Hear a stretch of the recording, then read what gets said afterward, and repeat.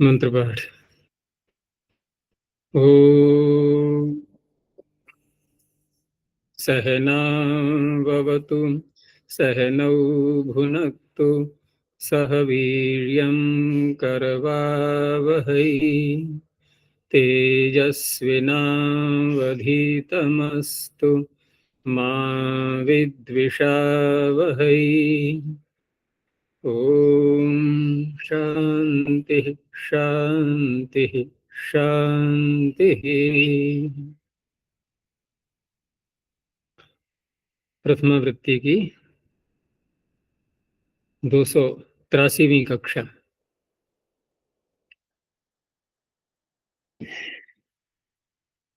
चतुर्थ अध्याय के प्रथम पाद के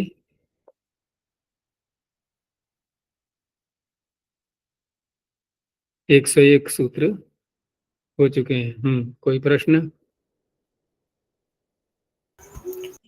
आचार्य अत ई और बाह्वादिभ्यश्च सिद्धात्रकंच ये अनंतरापत्य गोत्रापत्य दोनों में कर सकते हैं। कोई नियम कोई कंडीशन शर्त नहीं रखा है। तो जैसे अत इसमें इससे हम क्या युवापत्य में भी कर सकते हैं प्रत्यांत करके?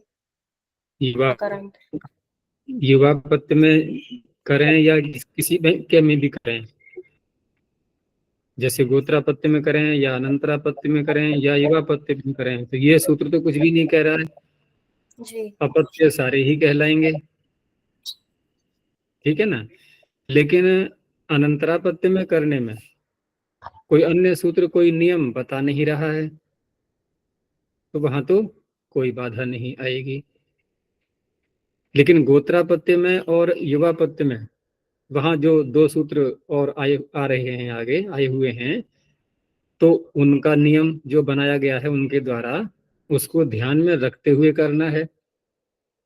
तो गोत्रापत्य में क्या नियम बताया था कि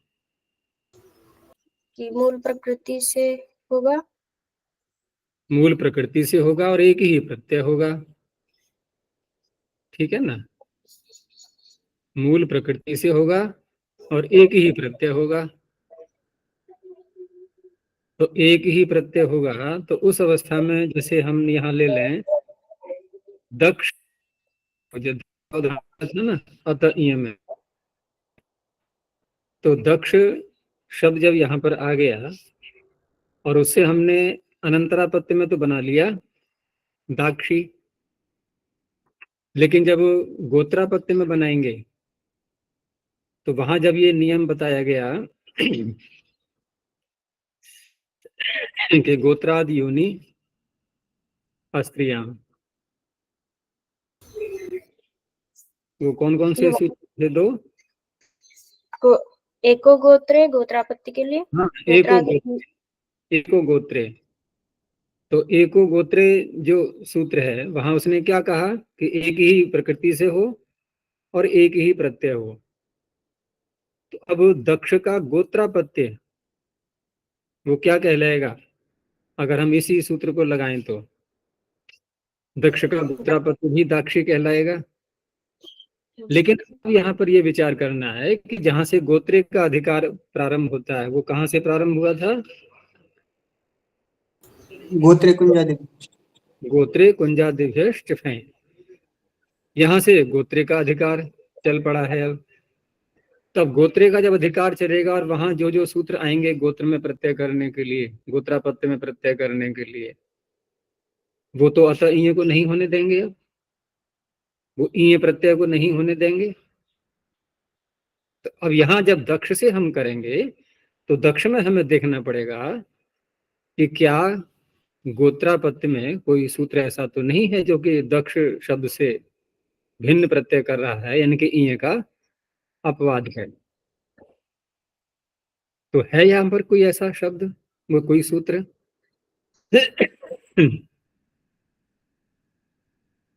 तो ये अपना अपना अध्ययन जिसने जितनी खोज की है उसके आधार पर वो निर्णय करेगा। नहीं हैं? दूसरा कोई प्रत्यय नहीं होगा, तभी तो इसका उदाहरण दिया है इन्होंने अब इन्होंने खोज करके हाँ, दिया है। दूसरा कोई सूत्र यदि नहीं है गोत्रापत्य में प्रत्यय करने वाला, तब तो ये सूत्र दाक्षी बना देगा उसको। और वहां ये भी प्रश्न नहीं आएगा कि हाँ ये तो बात दक्ष से तो दाक्षी बना लिया, अब गोत्रापत्य में कोई अन्य सूत्र नहीं है, तो अब कोई ये कहने लगे कि दक्ष का अपत्य दाक्षी और दाक्षी का अपत्य, ऐसा यदि कहेंगे हम, तो दाक्षी का अपत्य दक्ष का गोत्रापत्य नहीं कहलाएगा। दाक्षी का अपत्य यदि बोलेंगे हम, तो उसका व्यक्ति का जो नाम है हम उससे प्रत्यय करेंगे। ठीक है ना, एक मिनट जरा।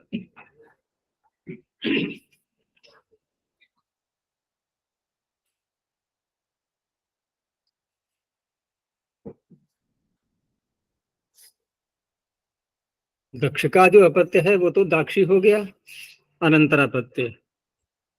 अब उस व्यक्ति का भी कोई नाम है, तो हम अगर हमें उसकी संतान बोलनी है तो ठीक है, हम उसके नाम से करेंगे, कोई आपत्ति नहीं है। लेकिन दाक्षी से हम करने लगे, क्या करेंगे दाक्षी से? अब ये अकारांत तो रहा नहीं है, तो अतः ये लगेगा यहाँ पर? नहीं लगेगा। लेकिन अब जब ये नियम आगे हमें पता लग चुका है कि एको गोत्रे, ये भी तो नियम साथ में जोड़ना होगा। हम गोत्रापत्य बना रहे हैं, ये तो निश्चय पहले कर ही लिया हमने, तो अब यहाँ पर ईय प्रत्यय अब कर सकते हैं कि नहीं दक्ष से गोत्रापत्य में? यदि और कोई सूत्र नहीं है, ध्यान रखना पहले। अब दाक्षी का अर्थ दक्ष का पौत्र भी हो सकता है। ऐसे ही युवापत्य की बात है कि युवापत्य में यदि करना है तो गोत्राद योनि। अब उस नियम को ध्यान में रखना होगा। तो ये सारी बातें हैं।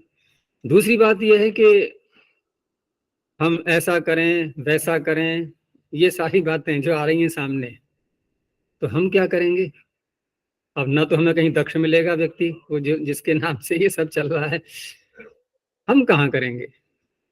हम तो एक नई प्रकृति देखेंगे, अब नया नाम किसी का देखेंगे और उसके आधार पर अब निर्णय करेंगे कि क्या पाणिनि ने किसी गण में पढ़ा तो नहीं है, नहीं पढ़ा है तो ठीक है, अगर अकारांत तो उसका स्वरूप है तो अतः ये लगा दिया, अन्य किसी प्रकार का स्वरूप है तो तस्यापत्यम लगा दिया, बस यही तो चलते रहेंगे ऐसे ही। हम ये पीछे के नामों को कहाँ से लाएंगे अपने व्यवहार में?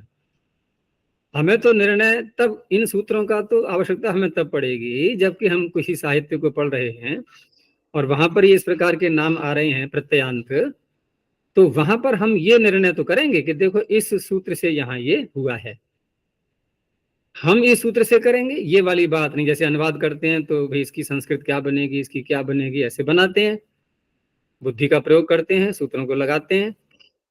यहाँ हमें बनाना कुछ नहीं है। बने बनाए जो शब्द व्यवहार में पीछे साहित्य में आ चुके हैं उनका निर्णय करने के लिए इन सूत्रों की आवश्यकता होगी।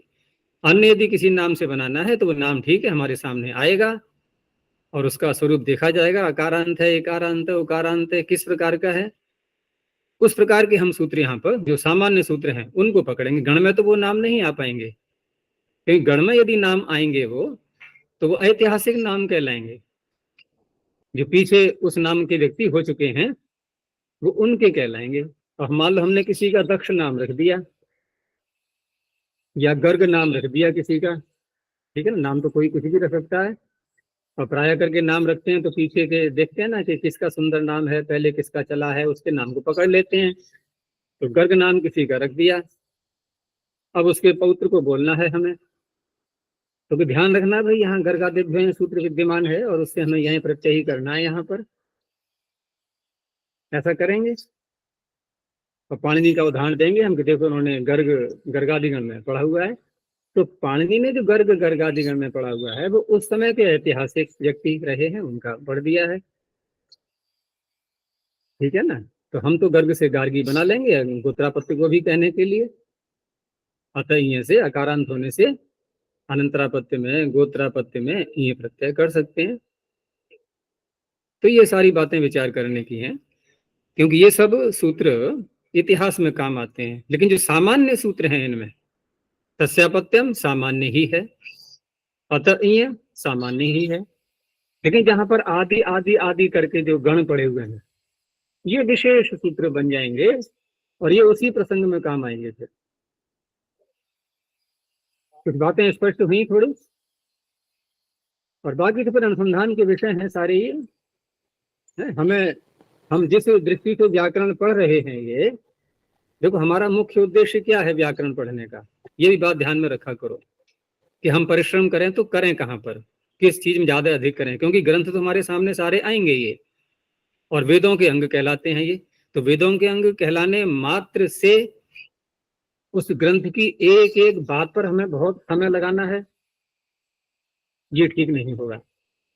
क्योंकि ग्रंथ रचयिता बहुत सी बातों को ध्यान में रखते हुए ग्रंथ की रचना करता है। हम क्यों पढ़ रहे हैं ये, हम इसलिए पढ़ रहे हैं कि ये वेदांग है, तो वेदांग शब्द को ध्यान में रखो कि वेद का अंग है ये, वेद को जानने के लिए पढ़ रहे हैं। क्या वेद में इस प्रकरण में जो भी चल रहा है ये सब, ये वेदों में आएंगे ये शब्द? नहीं आएंगे, क्योंकि ऐतिहासिक हैं ये, और हम कहें ऐतिहासिक भी न हो, हम किसी और का नाम वर्तमान में ले लें, वो भी वेद में नहीं आने वाला।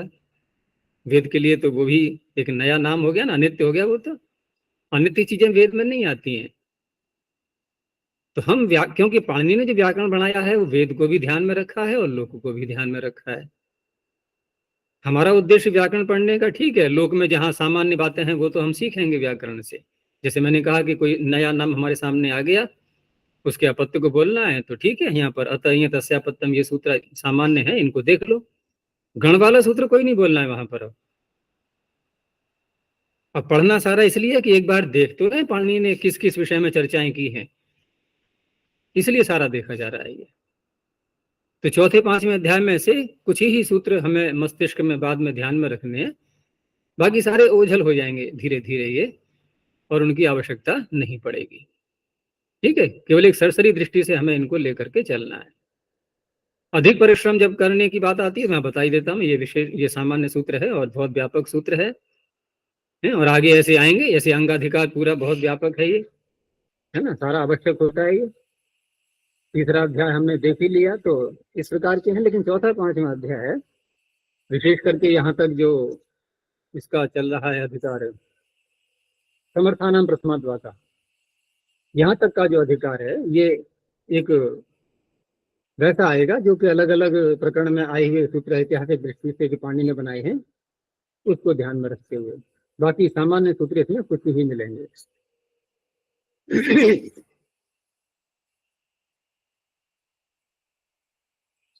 क्योंकि हमारे भी गुरुओं ने या उनके गुरुओं ने भी, हाँ, जो अनुसंधान की जिनकी प्रवृत्ति होती है वो तो ठीक है, ऐतिहासिक दृष्टि वाले बहुत से लोग होते हैं, इतिहास में रुचि बहुत होती है, उनके लिए तो बहुत अच्छा प्रकरण है ये, वो अपनी खोज करें और लिखें, कोई बात नहीं।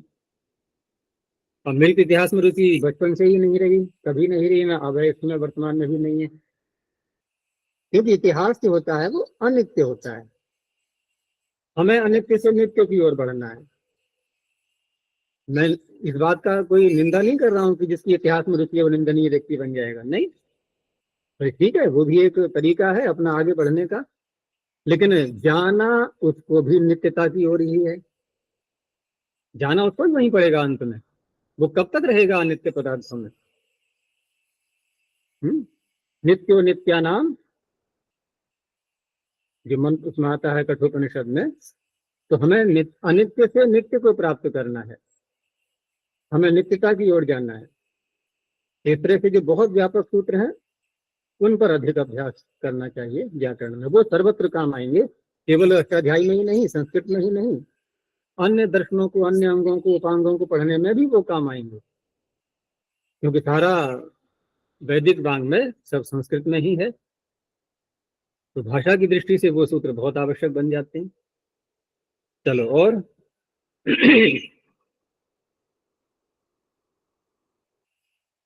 तो हमने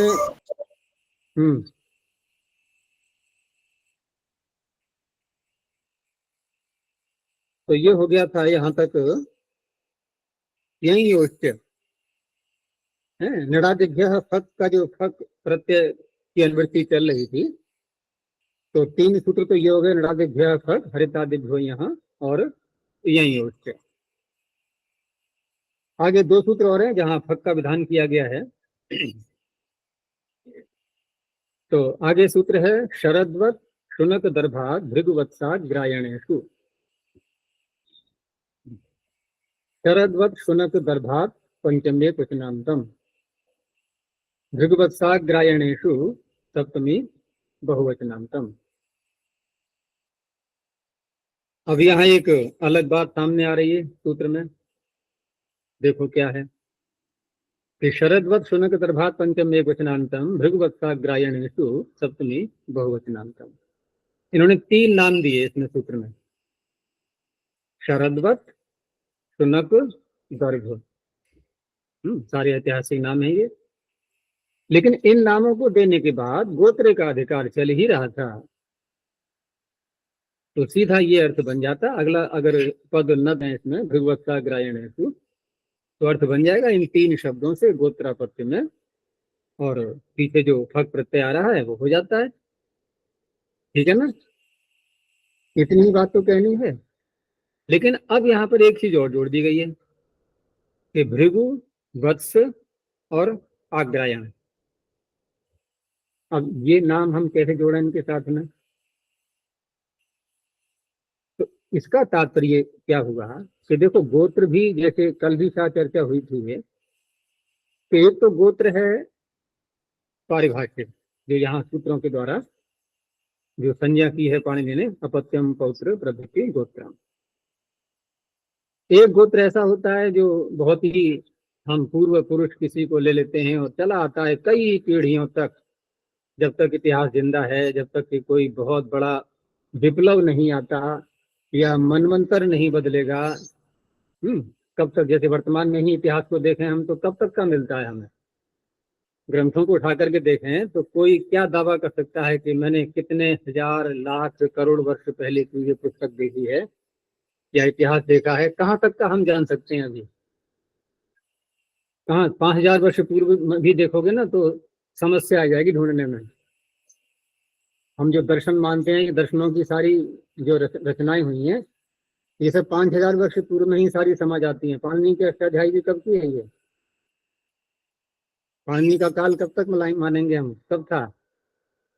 क्यों अनमोल? विक्रम संवत पूर्व हैं? 3000, ईसा विक्रम पूर्व पूर्व 3000। ईसा पूर्व 2000 पहुंच पाए तुम। तो 5000 तक ले लेते हैं, ठीक है ना। इसके पीछे का नहीं मिल पाता हमें। अब कोई कहे कि देखो रामायण महाभारत ये तो काफी पुराने हैं, तो रामायण तो राम तो हुए थे त्रेता में, 9 लाख वर्ष पूर्व लगभग, कम से कम। अधिक भी ले सकते हैं, लेकिन 9 लाख वर्ष इसलिए लिया मैंने कि त्रेता का अंतिम भाग ले लिया। त्रेता का अंतिम भाग तो लेना ही पड़ेगा कम से कम, तब भी हमारे 9 लाख बन जाते हैं। बन जाते हैं कि नहीं, या नहीं? अरे इस समय कलयुग चल रहा है, तो कलयुग के पीछे द्वापर निकालोगे नहीं पूरा, तो पूरा द्वापर कितना बना? 8,64,000। तो 9 लाख हो गए, नहीं हो गए त्रेता में पहुंचते ही? तो रामायण चलो 9 लाख का ले लिया हमने, ठीक है। पुस्तकें बनती गई, फिर और नई शीशे की गलती गई, नया प्रकाशन होता गया यहाँ तक आ गए। और कितना इतिहास मानेंगे हम शीशे का? नहीं मिलेगा कहीं भी। लेकिन सृष्टि बने हुए 2 अरब साल होने जा रहे हैं, तो बहुत बहुत बड़े विप्लव आते हैं ना, सारे ग्रंथ नष्ट हो जाते हैं वेदों के अतिरिक्त। वेदों को परमात्मा सुरक्षित रखता है। इस तरह से सारे, मैं बात क्या रहा था अभी, हाँ, कि जो हम पूर्व पुरुष ले लेते हैं, कोई बहुत प्रसिद्धि को प्राप्त हो जाता है, उसके नाम से गोत्र चल पड़ता है, वो पारिभाषिक नहीं बोलेंगे उसको। तो यहाँ इनका कहना ये सूत्र के द्वारा जो पाणिनि कह रहे हैं, ये जो 3 शब्द हैं, आप इन 3 शब्दों के से पौत्र को कहने के लिए, इन्हीं 3 व्यक्तियों के पौत्र को कहने के लिए प्रत्यय तो करोगे, लेकिन ये जो वंशावली चली जा रही है इन 3 मनुष्यों की भी, शरद्वत, शुनक और दर्भ, ये भृगुवत्स आग्रायण गोत्र के होने चाहिए। अब ये गोत्र कौन सा है? ये हो गया जो कि लौकिक दृष्टि से प्रसिद्धि को प्राप्त है। हुआ स्पष्ट? ऐसे है ये। तो सूत्र का अर्थ हो जाएगा कि शरद्वत शुनक दर्भ इत्येतेभ्यः षष्ठी समर्थेभ्यः प्रातिपदिकेभ्यः गोत्रापत्ये हक प्रत्ययो भवति। साथ में शर्त लगा दी गई, यथा संख्यम भृगु वत्स आग्रायण इत्येतेषु अपत्य विशिष्टेषु अर्थेषु। तो इत्येतेषु अपत्य विशिष्टेषु अर्थात ये जो वत्स शरद्वत शुनक दर्भ जो हैं, ये भृगु वत्स आग्रायण से संबद्ध इनकी संतानें, इनके गोत्रापत्य होने चाहिए। यदि अन्य किसी वंशावली में चले आ रहे हैं ये नाम, तो ये गोत्रापत्य में फक प्रत्यय नहीं होगा। इसीलिए उदाहरण जो दिया है इन्होंने कि हम शरद्वत से जब फक प्रत्यय करके शारदवतायनः जब ये बनाएंगे, तो उस अवस्था में इसका तात्पर्य होगा भृगु गोत्र का, अर्थात भार्गव विशेषण बनेगा उसका। भृगु से भार्गव बन जाएगा अण प्रत्यय करके तस्यापत्यम।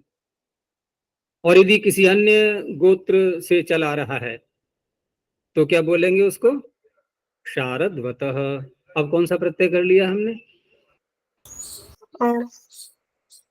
अण। किससे? तस्यापत्यम। यहाँ अण नहीं है, अय है।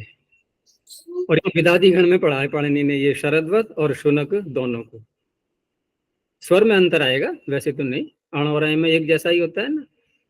तो शारदवतः ये अयंत माना जाएगा। फिर अनृष्यानंतर ये विदादिभ्यो है। दर्भ नहीं है किसी गण में, तो दर्भ से तो फिर अत इय से दार्भी ही बनेगा। तो ऐसे ही शुनक को हम बोलेंगे शौनकायन, लेकिन वात्स्य गोत्र को कहने के लिए। शौनकायन शुनक का तो पौत्र हुआ है ना। अब से पूछा भाई गोत्र क्या है तुम्हारा, तो गोत्र जैसे वर्तमान में पूछते ही हैं, तो वो क्या कहेगा? वात्स्य गोत्र। ऐसे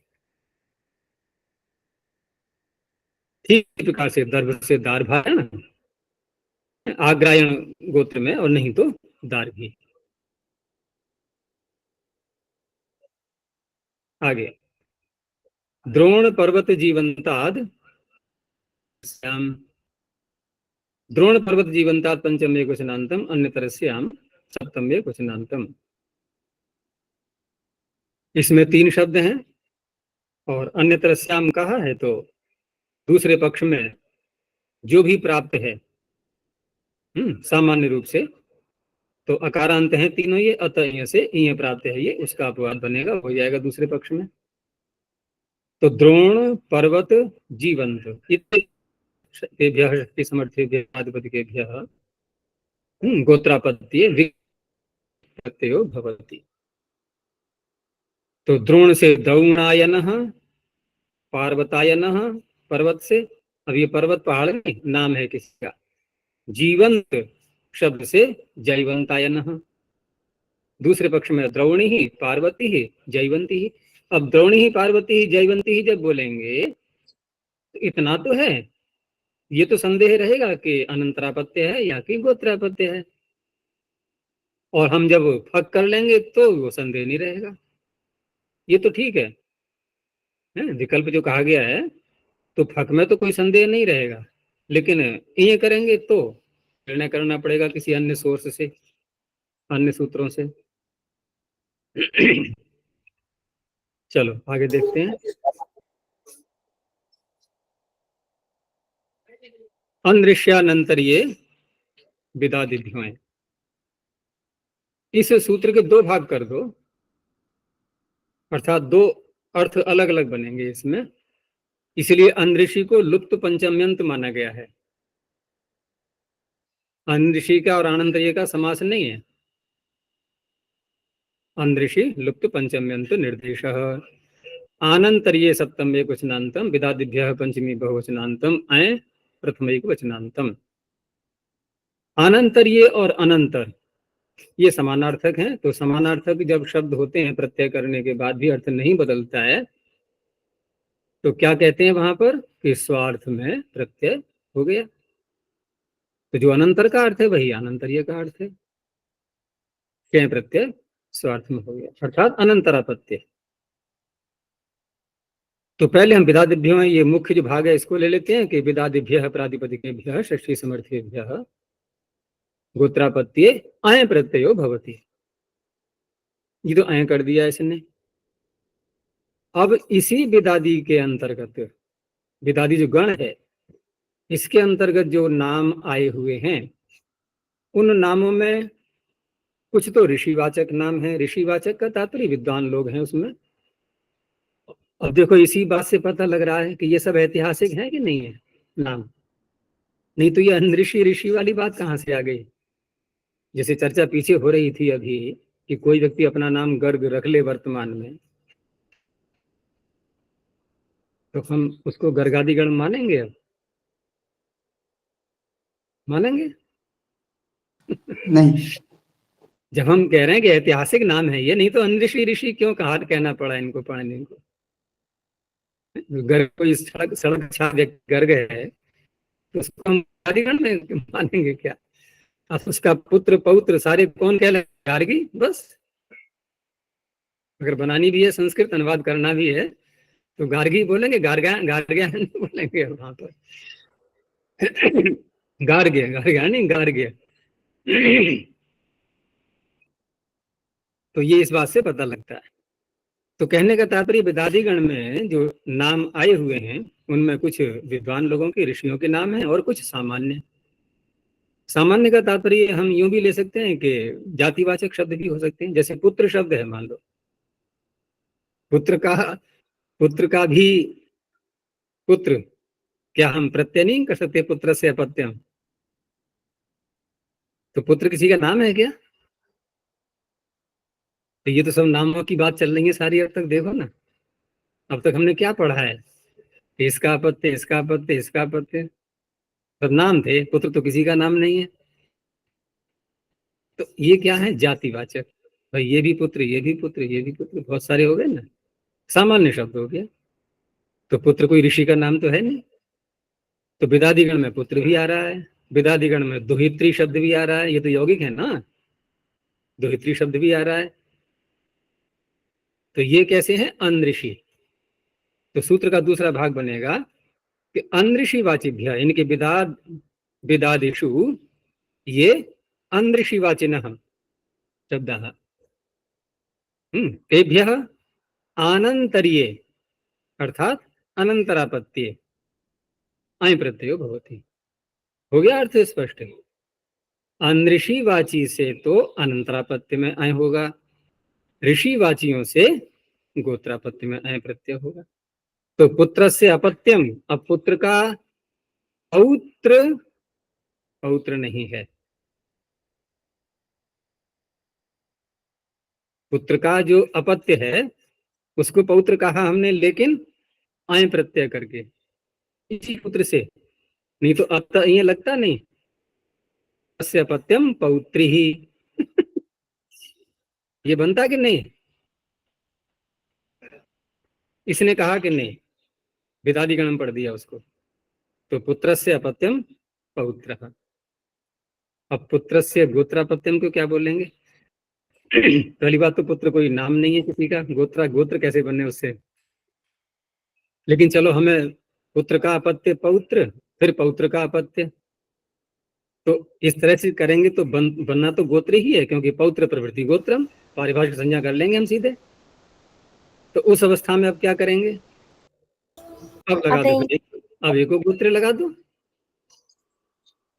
अब एको गोत्र लगा दो।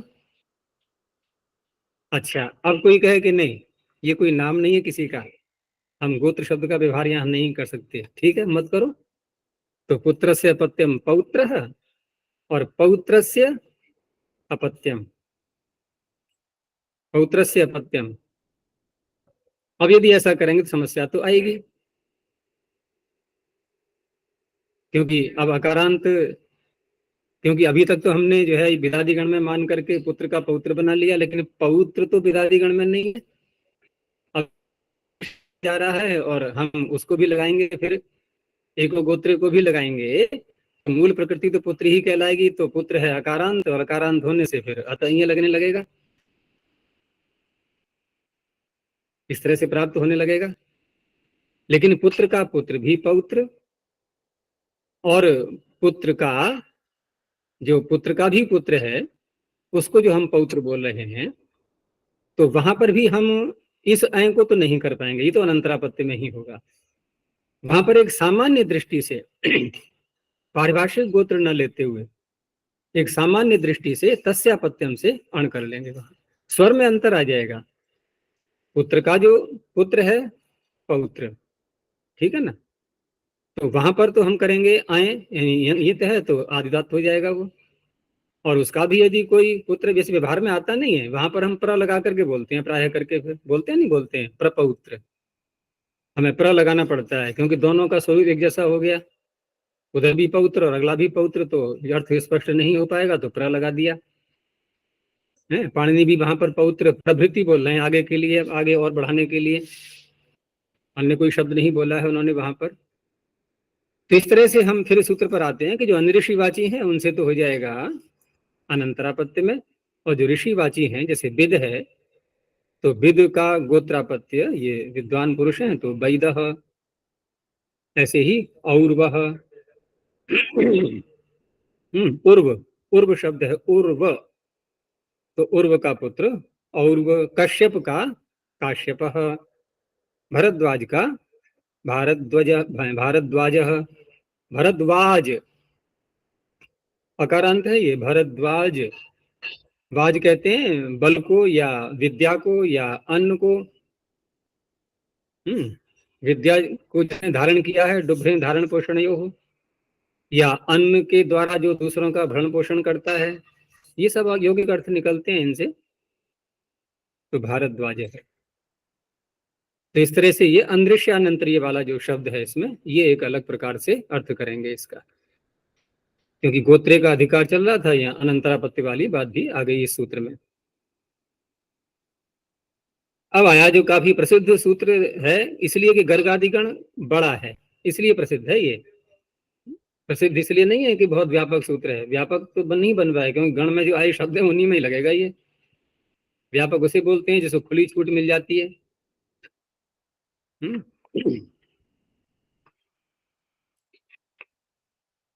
तो गर्गादिभ्यो ये गर्गादिभ्य पंचमी बहुवचनांतम ये प्रथमैक वचनांतम, षष्ठी समर्थेभ्य गर्गादिभ्य गोत्रापत्ये यय प्रत्ययो भवति। तो गर्गस्य गोत्रापत्यम गार्ग्यः, वत्सस्य गोत्रापत्यम वात्स्यः। अनेकों बार इसकी चर्चाएं हो चुकी हैं। तो यहीं प्रत्यय करेंगे, यसे तीच आदि को वृद्धि, ये हो गया। अब गर्ग का अनंतरापत्य क्या कहलाएगा, वो गार्गी कहलाएगा। और ये भी बात पीछे हो चुकी थी, जब गार्गी का अपत्य बोलेंगे हम तो वो गर्ग का गोत्रापत्य हुआ, गर्ग का गोत्रापत्य हुआ। लेकिन इस सूत्र से जब करेंगे हम प्रत्यय, तो गर्ग का गोत्रापत्य बोल रहे हैं ना, तो गर्ग का गोत्रापत्य गार्गी का तो पुत्र हुआ वो। तो पहले तो गार्गी होगा ना, पहले पुत्र होता है, पौत्र तो बाद में होता है। तो पहले तो बनाया हमने गार्गी, ये पौत्र बन गया। अब हमारे सामने प्रकृति गार्गी है, गर्ग तो नहीं है, और ये कह रहा है गर्गादिभ्यो है। तो ये जो देखो पीछे जो नियम हमने एको गोत्रे वाला बताया था, तो ये भी होता है कि बहुत से नियम ऐसे होते हैं कि अगर उन सूत्रों को हटा भी दें तो माथापच्ची करके इन अन्य सूत्रों से भी वो नियम निकल आते हैं। तो ये स्पष्टता के लिए पाणिनि ने सूत्रों की रचना कर दी है बहुत से स्थलों पर। लेकिन अगर कोई ज्यादा गहराई से घुसता है तो यहाँ भी अब गर्गादि का पढ़ा जा रहा है, गोत्रापत्ति कर रहे हैं, तो गोत्रापत्ति में गर्ग शब्द है कहाँ। गोत्रापत्ति का अर्थ हुआ पुत्र का पुत्र, तो गर्ग का तो गर्ग के पुत्र का पुत्र हुआ, तो पहले गर्ग के पुत्र बना लो, गार्गी बना, तो गार्गी से करो ना। अब तो हो गया नहीं वही नियम कि गर्ग से ही करना है, तो एक गोत्रे, प्रकृति वही रहेगी।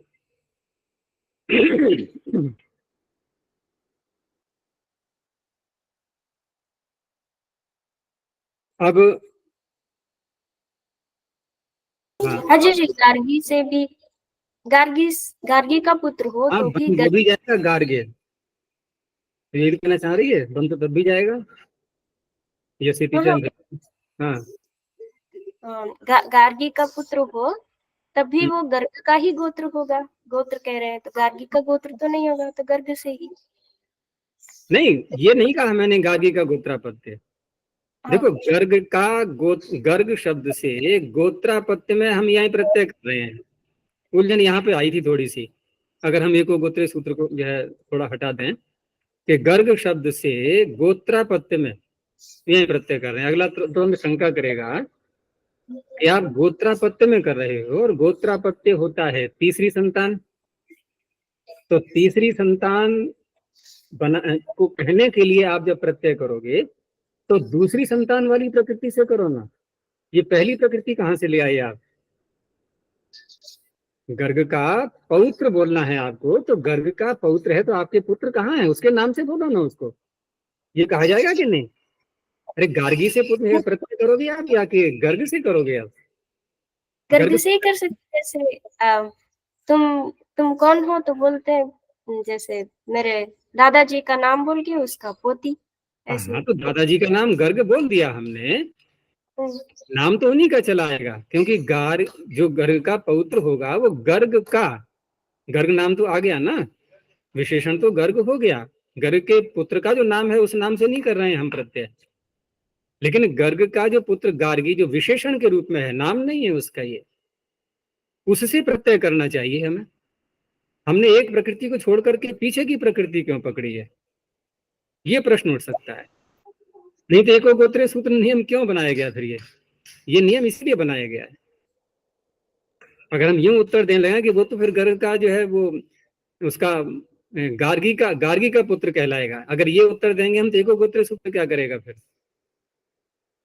ये क्यों कहा जा रहा है? गार्गी का पुत्र है, ठीक है, हमने कह दिया विशेषण के रूप में, लेकिन गार्गी का जो नाम है वास्तविक, जो नामकरण संस्कार में रखा गया है, वो नाम तो नहीं बोला हमने। उस नाम से करेंगे, अब गर्ग से संबंध पूरा ही पूरा हट गया, अब नहीं होगा। लेकिन गर्ग भी हम साथ में जोड़ना चाह रहे हैं, तो उस अवस्था में प्रश्न उठेगा कि आप गार्गी से पुत्र करो, नाम गार्गी में गर्ग का चल तो रहा है, नाम वही चलता रहेगा। वहां पर एको गोत्र नियम करता है फिर ये।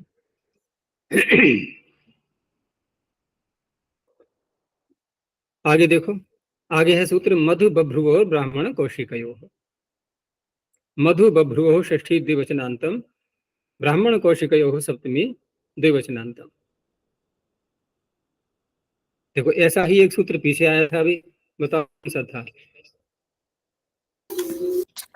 शरद्वत, हाँ, शुनक भृगुवत्सा ग्रायणेषु।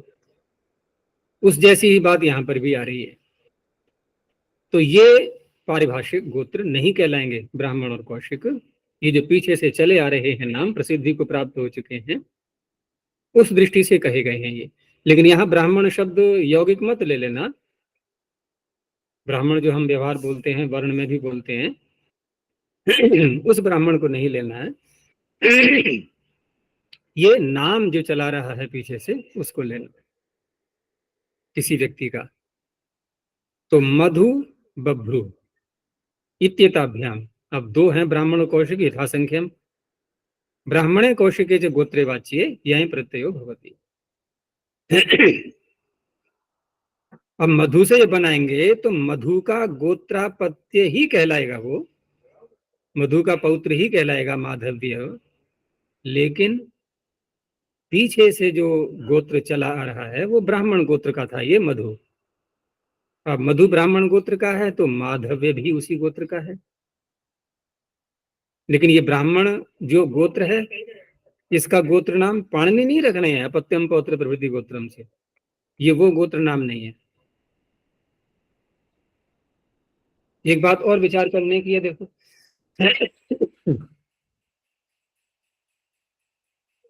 कि हम जब गोत्रापत्य में प्रत्यय करते हैं, जैसे गर्ग पर आ जाओ थोड़ी देर के लिए, गार्ग बनाया है, और हम प्राय ऐसे बोल देते हैं कि इसको गार्ग इसलिए कहा जा रहा है क्योंकि गर्ग कोई प्रसिद्ध व्यक्ति हैं और उनका नाम चला रहा है। तो गोत्र हम व्यवहार में किसको बोलते हैं? जो नाम चला रहा है पीछे से उसको बोलते हैं, या अंतिम संतान को बोलते हैं? जो नाम चला रहा है। तो पाणिनि ने जो गोत्र संज्ञा की अभी, गार्ग्य जिसको कहा हमने, गर्ग का पौत्र, तो ये गोत्र संज्ञा किसकी है? गर्ग की है या कि उसके पौत्र की है? पौत्र। पौत्र। तो पौत्र तो प्रसिद्धि को प्राप्त नहीं है कोई भी, तो ये वो गोत्र नहीं है। पाणिनि जिसका नाम गोत्र रख रहे हैं, ये वो गोत्र नहीं है जो हम व्यवहार में बोलते हैं। हुआ स्पष्ट? वो गोत्र अलग है। कि किस गोत्र के हैं पूछते हैं, नहीं पूछते आप किस गोत्र के हो, तो किस गोत्र के उत्तर में क्या अपना नाम बोलेगा? वो अपना नाम बोल दे और अपने दादा का नाम ले ले कि देखो मैं उनका पौत्र हूं, इसलिए मेरा नाम पाणिनि ने गोत्र रख दिया है, यही मेरा गोत्र है। कौन? मैं स्वयं, क्योंकि मैं उनका पौत्र हूं और पौत्र प्रवृत्ति गोत्र, मैं, मेरा नाम गोत्र हो चुका है। ऐसे तो उत्तर नहीं देंगे।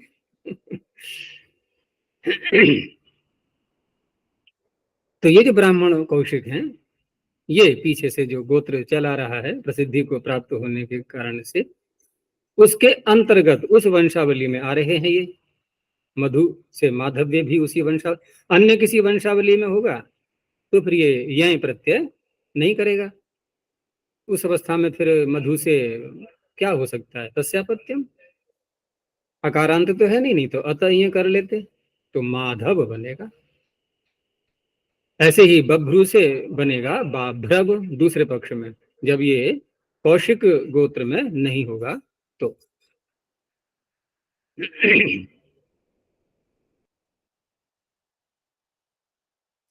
अब जिस तरह से व्याख्या की गई है इस सूत्र की,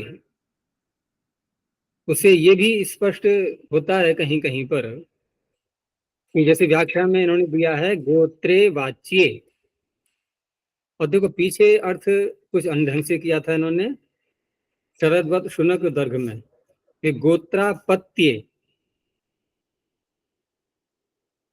और अन्य ग्रंथों में भी अगर देखें तो मधु बभ्रू में अर्थ किया है गोत्रापत्ये, और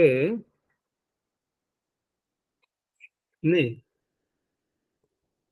इसमें शरदवत शुनक दर्भ में थोड़ा अंतर है व्याख्याओं में।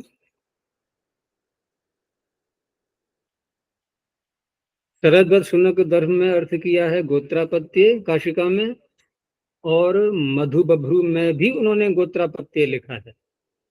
तो वैसे शैली तो यही होनी चाहिए थी, शैली यही होनी चाहिए, क्योंकि अंतर आ जाएगा यदि हम ये कहें कि मधु बभ्रू शब्द से गोत्रापत्य में यह प्रत्यय होता है, एक तो ये व्याख्या हुई, तो मधु का गोत्रापत्य माधव्य हो गया। साथ में ये कह देंगे भाई पीछे से चली आ रही है, ब्राह्मण नाम चला रहा है पीछे से। अब दूसरे से व्याख्या करो जैसे इन्होंने की है कि मधु बभ्रू से यह प्रत्यय होता है ब्राह्मण गोत्र वाच्य होने पर। तो ब्राह्मण गोत्र वाच्य होने पर तो ब्राह्मण का गोत्रापत्य कहाँ है ये? तो वास्तव में यहाँ संशोधन होना चाहिए, में ऐसे अर्थ नहीं, प्रत्यय ही लिखा है, यहाँ गोत्र लिख दिया है, नीचे टिप्पणी भी डाल दी है, टिप्पणी की मानी जाएगी जो बाद में जो व्याख्याएं की हैं उन्होंने सुद्युम्न जी ने, प्रज्ञा जी ने, कि पाणिनि के गोत्र प्रकरण तथा उसके विशिष्ट नियमों को समझने के लिए श्रौत सूत्रों में पठित गोत्र प्रवराध्याय वहां पर दिया हुआ है, तो उसका अध्ययन करके कुछ सहायता मिल जाती है कि गोत्र से किन किन अर्थों को हम ले सकते हैं। श्रौत सूत्रों में प्रवराध्याय, तो तेरे गुरु जी उनसे पूछना, वो उन्होंने शायद उसमें देखा होगा उस प्रकरण को, मीमांसा दर्शन में श्रोत सूत्रों में आता है, तो उससे श्रोत सूत्रों और मीमांसा दर्शन काफी मिले हुए हैं, परस्पर एक दूसरे से जुड़े हुए हैं ये। तो यहाँ पर हम अन्य व्याख्याकारों के अनुसार अगर इसकी संगति लगाएंगे तो गोत्रवाच्य न कह करके गोत्रापत्य, यानी कि मधु बभ्रू का तो वो गोत्रापत्य ही कहलाएगा, और ब्राह्मण कौशिक ये पीछे से चले आ रहे हैं, वो पारिभाषिक नहीं है, वो लौकिक गोत्र है। चलो आगे, ऐसे ही आगे भी अर्थ कर लेना। कपिबोधाद आंगिर से, देखो ये भी ऐसा ही सूत्र है।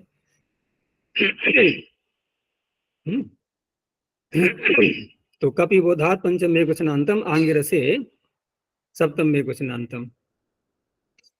कपि बोध इत्येताभ्याम प्रातिपदिकाभ्याम।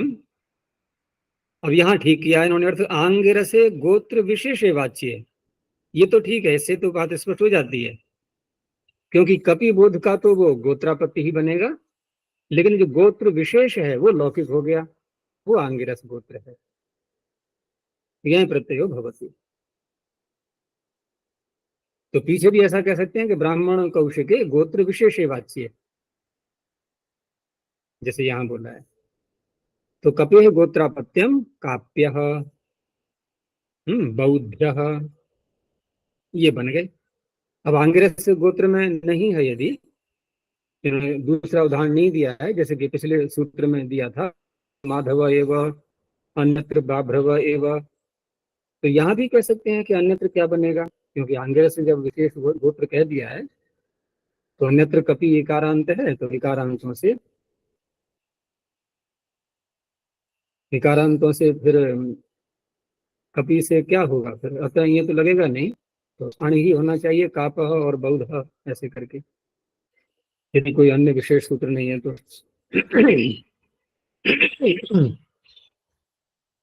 अब इसी आंगिरस को एक सूत्र में और ले गए हैं आगे, एक शब्द और रह गया था, उसमें ये भी प्रश्न हो सकता है कि एक ही साथ तीनों क्यों नहीं पढ़ दिए।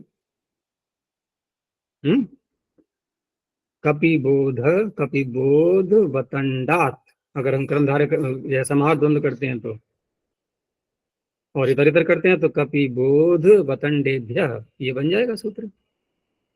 फिर भी वतंडात को अलग से पढ़ा है, क्योंकि अगला सूत्र जो आ रहा है वो केवल वतंड के लिए है, उसके आगे लोक स्त्रियां, उसको अलग कर दिया। तो वतंडात से वतंडात पंचम में क्वचनांतम से अव्यपदम, वतंड प्रातिपदिकात आंगिरसे गोत्रे वाच्ये यं प्रत्ययो भवति। तो वतंड से गोत्रापत्यम, अपमान साथ में जोड़ दिया है इन्होंने स्पष्टता के लिए, क्योंकि आगे लोग स्त्रियां मारा है ना, इसलिए। तो जो लड़का है पुरुष, वो कहलाएगा वातंड्य, वतंड से यहीं प्रत्यय हो गया। अब हमें उसकी कन्या अगर बोलनी है, वतंड की पौत्री बोलनी है, क्योंकि अन्य जो पीछे से अब तक उदाहरण आए हैं उनमें स्त्री प्रमाण में अलग अलग तरह से नहीं कहे गए थे प्रत्यय, तो वहां पर उदाहरण सारे हमने पुमान वाले ही, पुल्लिंग वाले ही लिए हैं। स्त्रीलिंग में यदि बनाना होगा उनको, तो जो भी नियम है स्त्री प्रत्यय करने वाला, वो नियम लगाएंगे, ठीक है ना। जैसे अगले उदाहरण में हमें देखना पड़ेगा अब स्त्री प्रत्यय,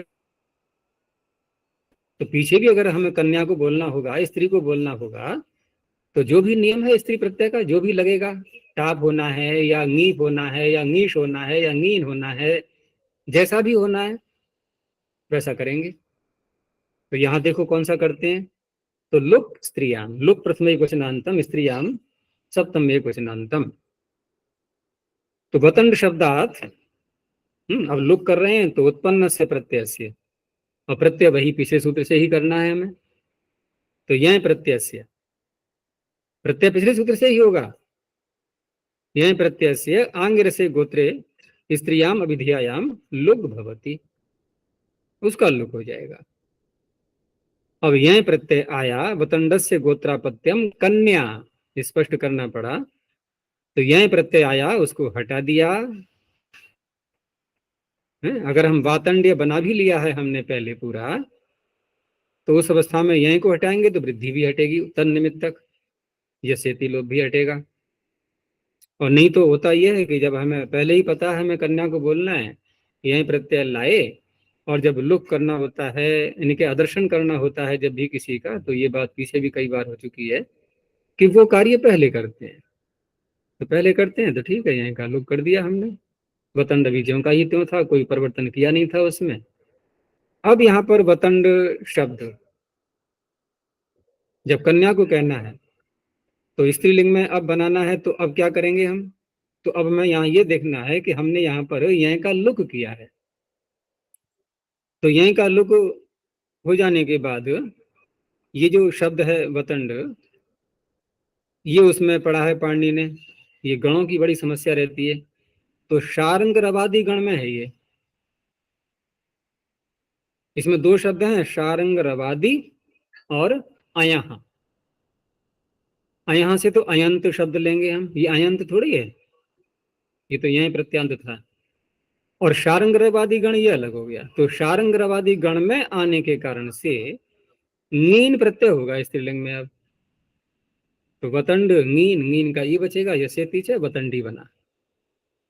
तो इस तरह से वातंड्य वतंड का पौत्र, वतंडी वतंड की पौत्री, बस इतना अंतर हो गया। आगे अश्वादिभ्य फै, अश्वादिभ्य पंचमी बहुवचनांतम, फै प्रथम एकवचनांतम। अश्वादिभ्य षष्ठी समर्थेभ्य प्रातिपदिकेभ्यो गोत्रापत्ये फै प्रत्ययो भवति। ये फै पहली बार आया है ना, पीछे आया था एक, वो था चिफै, और ये है फै, चकार नहीं है। तो अश्वस्य, अब देखो अश्व में घोड़ा मत ले लेना, ये व्यक्ति का नाम है। तो अश्वस्य गोत्रापत्यम आश्वायनः।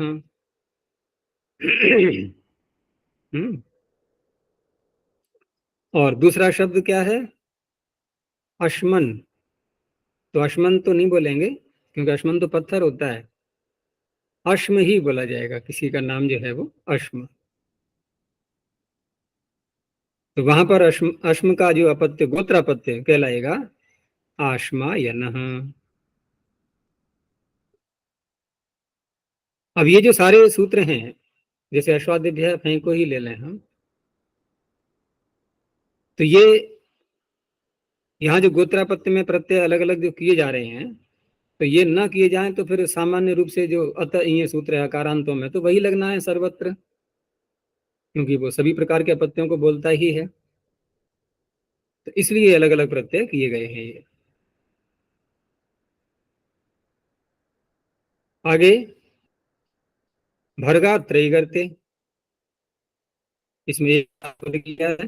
तो भर्गात पंचम एक वचनांतम, त्रयी सप्तम एक वचनांतम। भर्ग शब्दात गोत्रापत्ये फै प्रत्ययो भवति। त्रयी वाच्य। अब ये जो त्रयी है, इसको जो पीछे से अब तक शैली चली आ रही थी अर्थ करने की, कि विशेष गोत्र करके जो बोल रहे थे, ये गोत्रवाचक नहीं है, ये प्रदेशवाचक है। क्योंकि त्रिगर्त प्रदेश प्रसिद्ध था बहुत, अब तो खैर व्यवहार में नहीं आता है, लेकिन कई स्थलों पर कई ग्रंथों में इसकी चर्चाएं हो चुकी हैं। महर्षि दयानंद ने भी त्रिगर्त का नाम लिया है। तो त्रिगर्त ये जो प्रदेश है, उस प्रदेश में विद्यमान जो भर्ग शब्द है, वहां के रहने वाले जो भर्ग व्यक्ति हुए थे, उनके लिए है ये सब सूत्र। तो वहां उनका जो पौत्र कहलाएगा, वो कहलाएगा भारगाया। ठीक है ना। अब मान लो त्रिगर्त देश में नहीं है, भर्ग नाम का व्यक्ति दूसरे किसी में है, तो वहां पर फिर ये लगेगा भारगी बनेगा फिर गोत्रापत्य, और अनंतरापत्य भी भारगी ही कहलाएगा।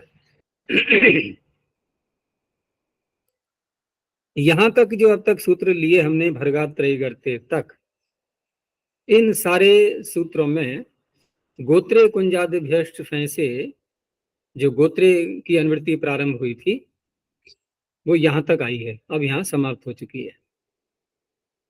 अब जो आगे सूत्र आएंगे वो सामान्य रूप से हैं सभी प्रकार के अपत्यों में, लेकिन वो नियम फिर भी चलता रहेगा साथ में, एको गोत्रे गोत्रादि उनमें स्त्रियां। तो अगला सूत्र है शिवादिभ्योण। शिवादिभ्य पंचमी बहुवचनांतम, अण प्रथम एक वचनांतम। ये भी बड़ा गण है शिवादि, जैसे गर्गादि है। तो शिवादिभ्यः प्रातिपदिकेभ्यः अपत्यम इत्यस्मिन् अर्थे अण् प्रत्ययो भवति।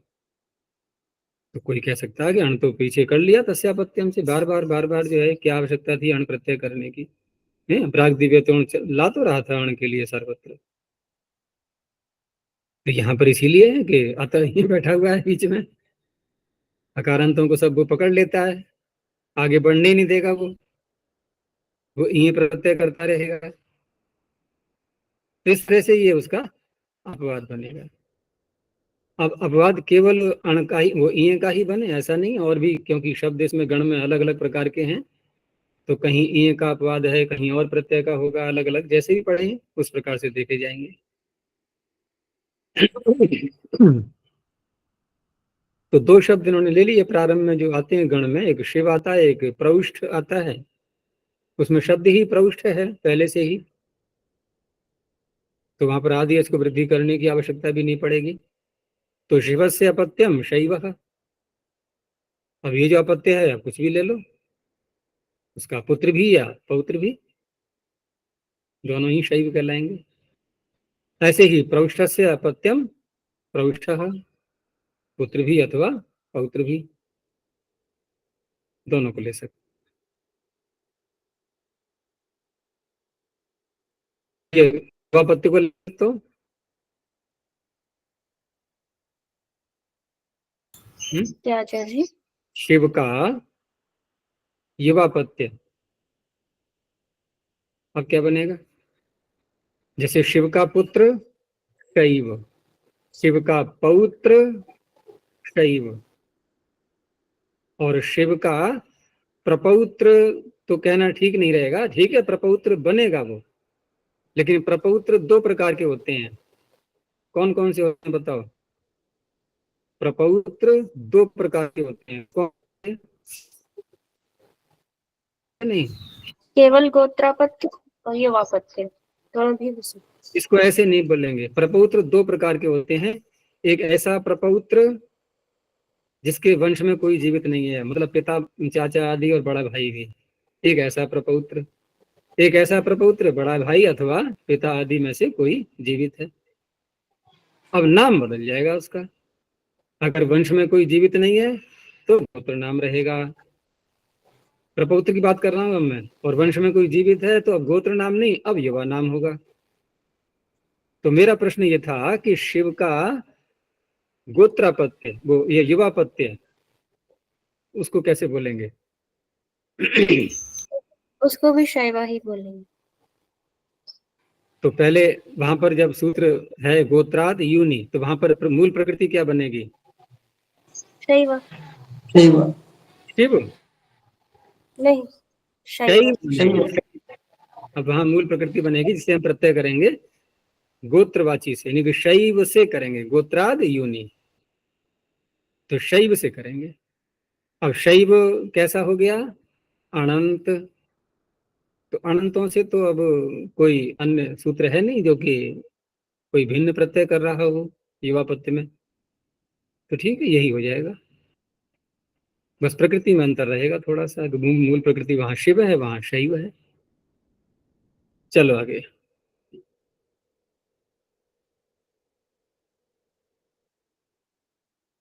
चलो यहीं तक रखते हैं अभी।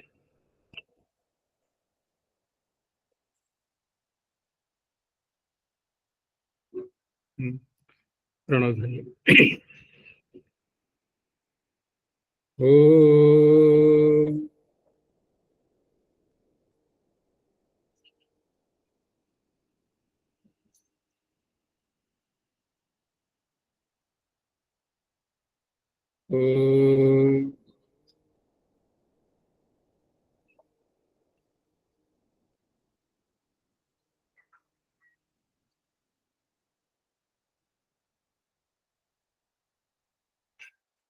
ओ